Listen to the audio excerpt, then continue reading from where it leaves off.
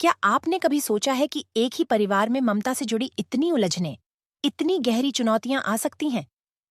ऐसा ही एक सीन देखने को मिल रहा है शो ये रिश्ता क्या कहलाता है में, जहां एक तरफ रूही कोमा में जा चुकी है तो दूसरी ओर अभीरा ने अपना बच्चा खो दिया है। इस कहानी में परिवार, बलिदान और भावनाओं के ऐसे उलझे धागे हैं जो आपको सोचने पर मजबूर कर देंगे।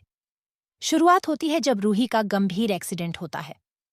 डॉक्टर उसकी हालत देखकर कहते हैं कि अगर उसने दवाइयों में लापरवाही न बरती होती तो उसकी डिलीवरी आसानी से हो सकती थी। मगर अब मामला गंभीर हो गया है और रूही की जान बचाने के लिए तुरंत एक विशेष इंजेक्शन की जरूरत है। यहीं पर एक और ट्विस्ट आता है।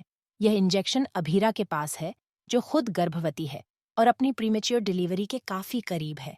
अरमान के सामने एक कठिन फैसला है। वह किसे प्राथमिकता दे, रूही जो कोमा में जाने की कगार पर है, या अपनी पत्नी अभीरा जो दर्द से गुजर रही है।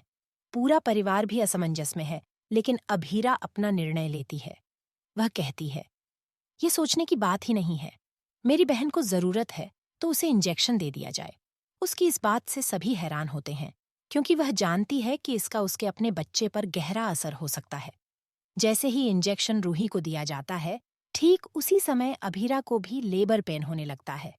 डॉक्टर बताते हैं कि अभीरा का भी प्रीमेच्योर डिलीवरी का समय आ गया है और अब उसे उसी इंजेक्शन की जरूरत है जो पहले ही रूही को दिया जा चुका है।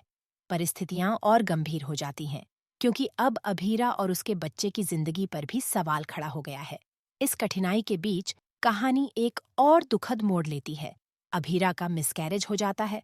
पूरा परिवार गम में डूब जाता है।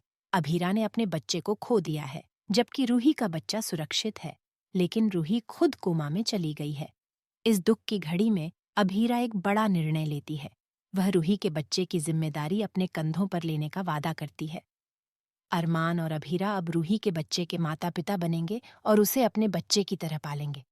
अब सवाल ये है कि जब रूही कोमा से बाहर आएगी, क्या वह अभीरा के इस बलिदान को समझ पाएगी? क्या बहनों के बीच का ये रिश्ता और मजबूत हो पाएगा, या फिर रूही के दिल में अभी भी कोई टीस बाकी रहेगी? ये देखना दिलचस्प होगा कि यह कहानी किस दिशा में जाती है।